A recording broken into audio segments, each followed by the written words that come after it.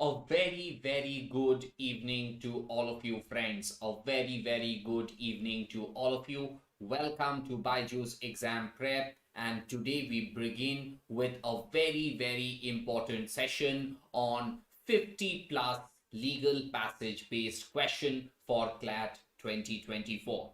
So if you are one of those who are preparing for CLAT 2024, then this particular session will be of great importance to you. But before we begin, your search for the most comprehensive CLAT preparation program ends now. BYJU'S Exam Prep brings to you over 300 recorded lectures, 300 plus hours of live classes, over 50 mocks across CLAT and non-CLAT exams, and 9,000 plus topic-specific preparation questions. All of this specifically curated by NLU alums and IM grads. So what's stopping you? Go register for the BYJU'S Exam Prep scholarship test now and get thousands of scholarships. So a very warm and a hearty welcome to each and every one of you. Welcome to BYJU'S Exam Prep.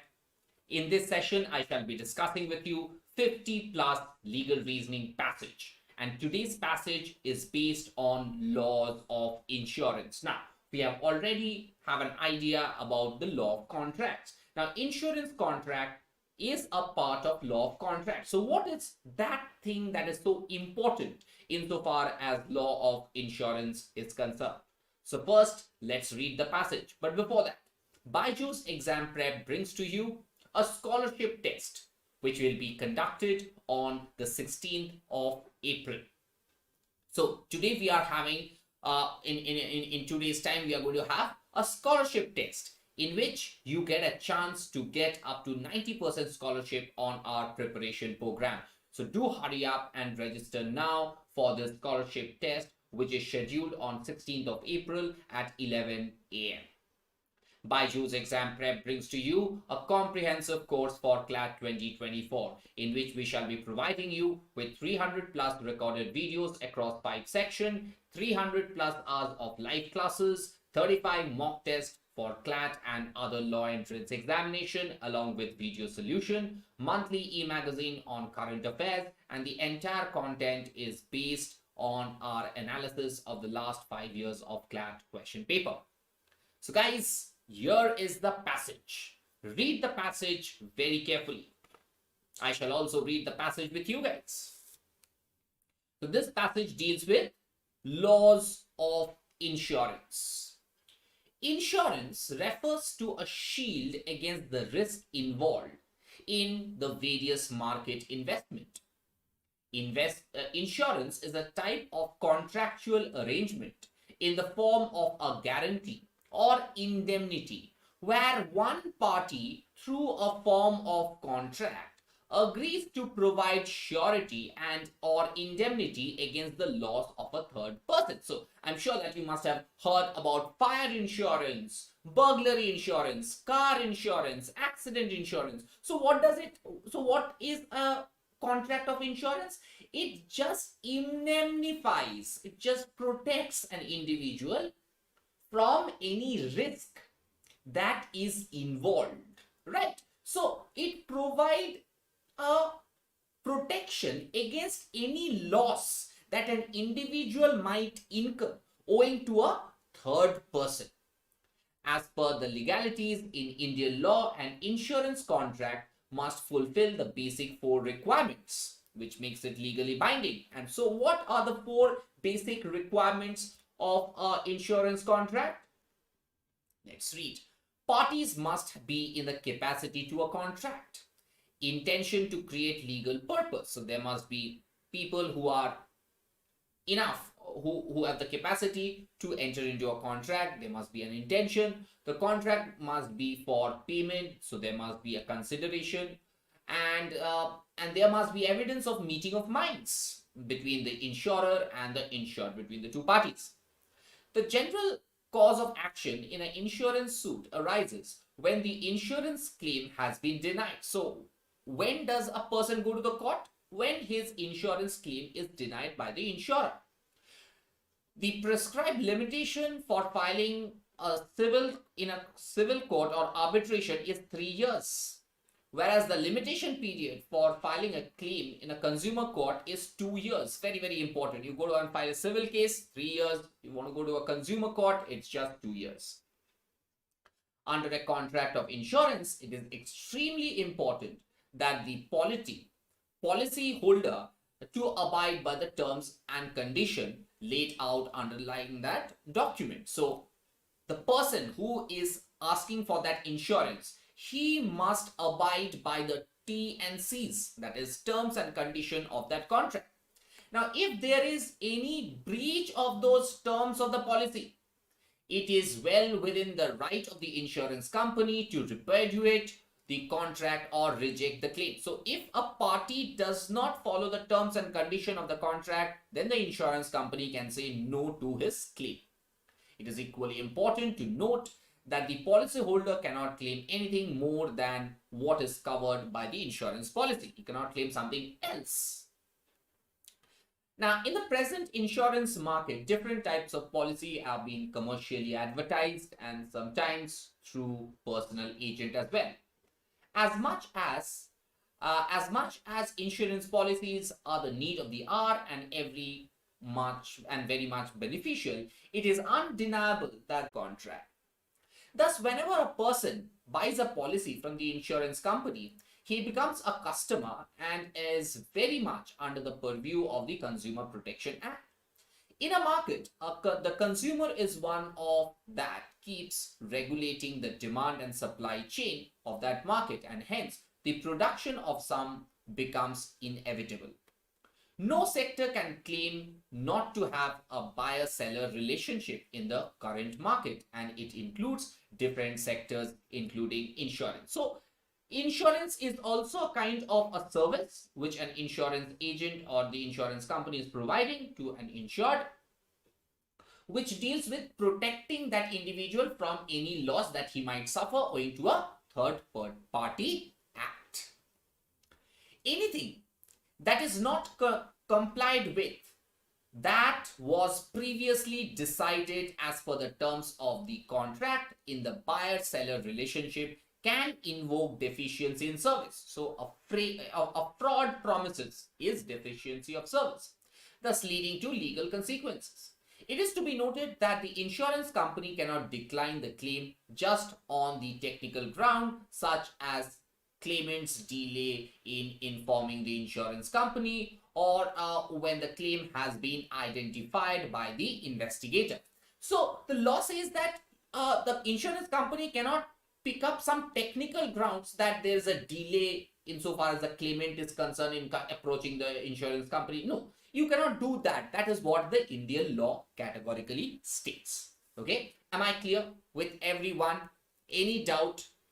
Did each and every one of you understand the entire passage? Okay. Okay. So guys, let's come to the first question. Please read the question. Gaurav bought a car insurance policy from XYZ X and Y insurance company for his personal use. However, going against the terms laid down, he has gone against the terms laid down of the insurance. Gaurav subsequently hired a car out of commercial purpose. So he got it for he got an insurance for personal use and he is using it for commercial purpose. So he is violating the terms and condition of the insurance contract. Gaurav claims compensation from the insurance company following the theft of the car. Will he succeed? The answer is no, he will not succeed, because going against the terms and condition that is laid down, he took an insurance for personal use of the car, but he is using as a commercial vehicle. So the correct answer is option B. There is a breach of the terms of the condition of the insurance policy. Is that clear? Every one of you? Everyone. There is a breach of the terms and condition of the policy because he used it as a commercial vehicle, but he took the policy as for personal use. Am I clear? Moving on to question number 2. Please read the question. Vikas bought a car insurance policy from X and Y insurance company. He delayed in informing about the insured vehicle getting stolen, but the claim has been verified by an investigator. The insurance company declines. Can he do it? No, he cannot do it. Because on technical grounds, just because there is a delay, when there is a verification by an investigator that the car has been stolen, you cannot say that. So the correct answer is option C. Option C is the right answer. Let's show. No, as the claim cannot be rejected on technical grounds. It has been very categorically mentioned in the passage itself. Very categorically mentioned. Okay. Moving on to question number 3. I hope that you guys are understanding. If you guys are understanding, then definitely great. Which of the following statement is correct in relation to the information provided? It's correct. Insurance is a type of contractual agreement in the form of guarantee or indemnity. Okay. In a contract of insurance, one party agrees to provide surety or indemnity against the loss of a third person. Okay. General cause of action in an insurance suit arises when the insurance claim has been accepted. This is false. This is true. This is true. I think there is the following statement is incorrect. Incorrect in relation to the information given below. Okay. And the correct answer is option C. Yeah. Option C. This is false. It is incorrect. That is what, I just got, there is a small error.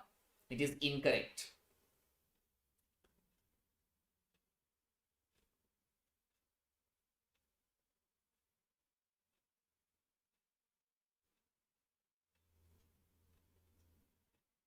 Okay, so option C is correct, provided it is incorrect. And if it is correct, then option D will be the right answer. So I think there is a confusion because the answer says the question, there's some difficulty. I'll just make things clearer for you. Which of the following statement, if it is correct, then A and B is correct. True. This is true. This is true. Which is false? Option C is false. The question is which of the following is incorrect. Only then option C is the right answer. Which of the following is correct? Then option D is the right answer. So I think there is some issue. Option D is the correct answer. So I think this is D and this is just correct then. Same. Okay. Question number 4. Which of the following statement is not correct in relation to the information provided in the passage? It's not correct. A policy holder cannot claim anything more than what is covered in his insurance policy. True. Prescribed limitation period for filing a claim is 2 years before a consumer court. True. If there is a breach of the terms of the policy, the insurance company has a right to reject the claim. Absolutely. All these are true. It's not correct. Option D is the right answer. Option D. Option D. Okay. Did you all understand? There was some confusion relating to question number 3. I think there is some error. Typing error. Nothing else. Question number 5. Okay. What is the prescribed limitation period for filing an insurance claim in a civil court? In a civil court, it is different. In a consumer court, it is different. Right? Am I clear of everyone? In a civil court, it is 3 years. In a civil court. But it is 2 years in a consumer court. Okay, so the correct answer is option C. Option C is the right answer. Yes, option C. Is that clear? Is that clear? In a civil court, it is 3. For others, in a commercial, in a consumer court, it is 2. Moving on to question number 6. Which of the following statement is correct in relation to the information provided in the passage? Okay. Whenever a person buys a policy from an insurance company, he becomes a customer. True. Whenever a person files a claim the insurance company, he becomes a customer? No, the moment he buys the policy, this is wrong. Whenever a person breaches the term of the insurance policy, he becomes a customer. No, the correct answer is option A. He becomes a customer the day he buys that policy. The very day he bought that policy, he will become a customer. Am I clear? Moving on. As mentioned in the passage, whenever a person buys the policy, he becomes a customer in the eyes of law and he is protected under the Consumer Protection Act. So, option A is the right answer. Question number 7. Ramesh bought a car insurance policy of rupees 7 lakh from L&H insurance company. The insured vehicle got stolen, okay, and Ramesh filed an insurance claim. The company wrongly fortified the premium amount deposited by Ramesh and only sent a check of X to him, 2,242 to him. In the present case, which of the following statement is correct? Let's read it once again. Ramesh bought a car, he got a policy of 7 lakh. Now the insurance vehicle got stolen, he asked for that claim, the company wrongly fortified the premium amount and deposited Ramesh just a check of 2,242. Which of the following statement is correct? Correct. Okay. There is a deficiency in service. Let's see. True. Let's write. L&H has a right to forfeit the client's premium. No. False.